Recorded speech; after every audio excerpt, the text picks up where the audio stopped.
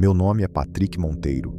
Sempre tive os dentes completamente tortos quando criança. Horríveis mesmo. Por causa disso, e de outras coisas, acabei tirando meus sisos bem tarde na vida. A maioria das pessoas faz isso no ensino médio, ou no máximo no início da faculdade. Mas eu fui diferente. Só marquei a consulta depois de me formar. A cirurgia foi uma das coisas mais dolorosas e irritantes que já vivi. Não vou te entediar com os detalhes da recuperação, mas tem algo que você precisa saber. Por algum motivo, a dor era tão intensa que eu não conseguia dormir sem tomar analgésicos. Criei um sistema. Acordava a cada 3 horas para tomar o próximo comprimido, alternando entre 2 medicamentos diferentes. Foi um inferno, mas era o único jeito de evitar as pontadas que me faziam chorar de dor. Meu corpo começou a se acostumar com o ciclo de sono fragmentado. Dormir 3 horas, acordar, dormir de novo. Mesmo depois da recuperação, não consegui voltar ao normal. Foi o pior de tudo. O sono. Não era natural. Eu me sentia menos humano, como se algo em mim tivesse mudado. Uma dessas madrugadas, acho que na primeira semana de recuperação, acordei por volta das 4 da manhã para tomar os remédios. Mas dessa vez, não consegui dormir de novo. O quarto estava absurdamente quente. O ar-condicionado parecia ter parado. Virei de um lado para o outro por uns 10 minutos, até decidir abrir a janela. O ar fresco ajudou um pouco, mas o calor e a irritação ainda me mantinham acordado. Foi então que ouvi um som estranho vindo lá de fora, um ruído que não me era familiar, e eu nunca dormia com a janela aberta. Parecia um tipo de arranhado, como se algum animal estivesse raspando as garras em algo, mas o som começou a se mover, e eu percebi que vinha de cima, do telhado. O barulho se deslocava lentamente sobre mim até desaparecer. Pensei que fosse um guaxinim ou outro bicho curioso, já que moramos perto de uma área de mata. Mas a culpa não me deixou ficar deitado. Meu pai ficaria furioso se algum animal abrisse um buraco no sótão de novo. Então, meio sem pensar, tirei o cobertor e fui até a garagem. Peguei a lanterna pesada do meu pai e saí pelos fundos. Minha janela ficava no térreo, onde o telhado era mais baixo. Comecei por ali. Iluminei a parte de cima e não vi nada. Suspirei, achando que o bicho já tinha fugido, mas decidi dar a volta na casa para garantir. E foi quando vi. Não feixe da lanterna, algo se moveu. Apontando rápido para o canto, quase desmaiei. Ali, em cima do telhado, estava uma pessoa, não um animal, um ser humano, nu, parado sob a luz. Gritei, e ao som do meu grito, a coisa começou a se mover, rápido demais, como se fosse alérgica à luz. Não era possível se mover assim, ainda mais descalço, sobre as telhas soltas. Aquela figura correu sobre o telhado como um animal enlouquecido, fugindo do feixe da lanterna. Eu não conseguia acreditar no que via. Um corpo humano, magro, pálido, se movendo com uma velocidade impossível. Percebi que ele estava indo na direção do meu quarto e disparei ao redor da casa para interceptá-lo. Nem pensei no que estava fazendo. Deveria ter voltado para dentro e trancado as portas, mas havia algo instintivo, quase irracional, me empurrando para o confronto. "Pai!" gritei, correndo pelo jardim. "Tem alguém no telhado." Cheguei aos fundos da casa no exato momento em que o homem se preparava para pular. Por um instante, a cena ficou congelada na minha mente. Aquela criatura arqueada, a pele refletindo o brilho fraco da lua, os pés descalços na beira do telhado. Pensei, ele não vai pular. É alto demais. Mas ele pulou. O impacto no chão ecoou como um trovão. Um estalo surdo, seguido do som de carne contra concreto. Fiquei paralisado. Ele deveria estar morto.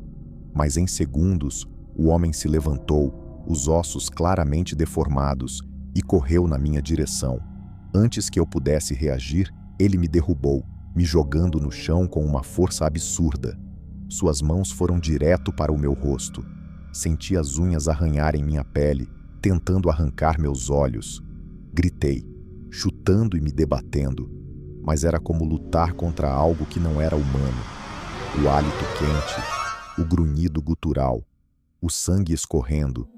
Eu tinha certeza de que ia morrer ali, no quintal da minha casa. Então, por cima dos meus gritos, ouvi o barulho da porta dos fundos se abrindo com força. Meu pai surgiu, gritando palavrões, e arrancou o homem de cima de mim. Vi os dois rolando pelo chão, a lanterna caindo, a luz piscando entre as sombras. Meu pai tentou segurá-lo, mas o homem, ou o que quer que fosse, se soltou com um rugido animal. Ele estava coberto do meu sangue, os olhos arregalados, sem foco algum. E antes que pudéssemos reagir, ele correu. Escalou a cerca dos fundos com uma agilidade impossível e desapareceu na escuridão da floresta. Ficamos parados, ofegantes, ouvindo o som dos galhos quebrando a distância, até o silêncio voltar. Depois daquela noite, tudo foi um borrão. Meu pai me levou correndo para o hospital, quase perdendo o controle do carro. Eu sangrava tanto que mal conseguia manter os olhos abertos. Lembro de médicos gritando, luzes brancas piscando, o cheiro metálico do sangue no ar. Fui costurado, injetado, examinado, e por milagre, meus dentes recém-operados estavam intactos, mas o resto de mim, não. A polícia chegou ainda na madrugada. Disseram que não havia muito o que fazer. Procurar alguém na mata a essa hora é impossível, explicou um dos oficiais, com tédio na voz. Tudo o que podiam recomendar era instalar câmeras de segurança. Quando voltei para casa, o ar parecia pesado, contaminado. Meu pai encontrou marcas de unha e arranhões no telhado, como se o homem tivesse tentado cavar um buraco para entrar no sótão. Quem mais sofreu foi minha mãe. Ela chorava toda a noite, convencida de que o homem voltaria. Foi ela quem instalou o novo sistema de segurança e as luzes com sensor de movimento. Mas o que me perturbava de verdade eram as perguntas que ninguém podia responder. Quem era aquele homem? Por que estava nu? E, principalmente, como ele sobreviveu à queda? O tempo passou. As feridas sararam. Mas algo dentro de mim ficou torto. Foi alguns meses depois, já no início do verão, que o medo voltou. Meus pais viajaram e eu fiquei sozinho na casa. Convidei minha namorada, Ana, para dormir lá alguns dias.